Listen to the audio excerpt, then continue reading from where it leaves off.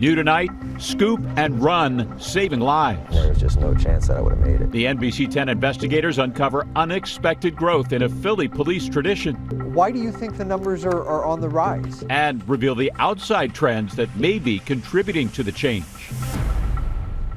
Philadelphia police are transporting more and more shooting victims to the hospital themselves rather than waiting for an ambulance. It is a distinctively Philly practice known as a scoop and run. But we wanted to know why those numbers are climbing. So investigative reporter George Spencer asked the captain of one police district where many of those scoops occur. SEPTA police body cam video shows this officer rushing towards the flashing lights where you can listen to it happening.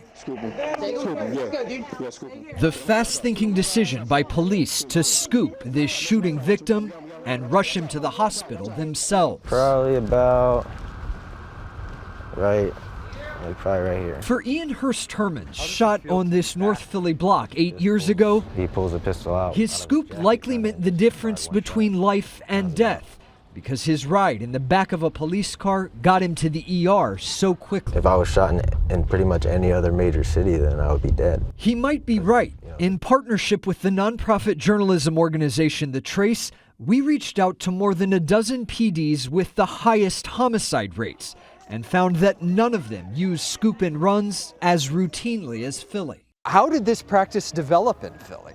It's always been something as long as I've been here. Captain Stephen Clark of the 24th District tells us scoops have been a part of the Philadelphia police culture for so long, most officers can't imagine it any other way. We got a little concerned there. Clark says Philly cops get basic training about protecting themselves during scoops, but other than that, it's simple instinct. And that's always been the predominant mindset of this department, is to save lives. Like, we don't join the police department to watch people die. Dr. Jeremy Cannon of the University of Pennsylvania believes many lives are saved. No special training needed. I'm very positive about the scoop and run practice here in Philadelphia.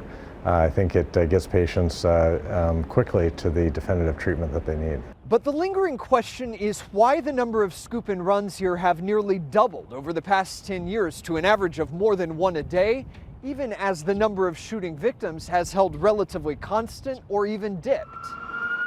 One possible explanation may be EMS response times.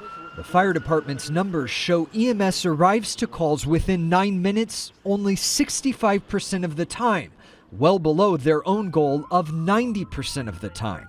Clark acknowledges that police usually arrive faster to shooting scenes than EMS, saying there are far more officers on the streets than ambulances. It could be a 10-minute gap, 10-minute gap. 5 to 10 minutes. So that's significant. That's significant. In an interview with The Trace, Fire Commissioner Adam Thiel says everything helps, including police scoop and runs. He says the 55 ambulances on Philly streets at any given time are weighed down with nearly 300,000 EMS incidents each year. It's a busy location, though. But Clark believes the increase actually has a simpler cause. He says officers are simply scooping more people with more minor injuries because they've seen how effective the practice is. So what, it's Officer Good And Officer Brian. For Hurst Hermans, the names of the officers who scooped him are tattooed on his chest.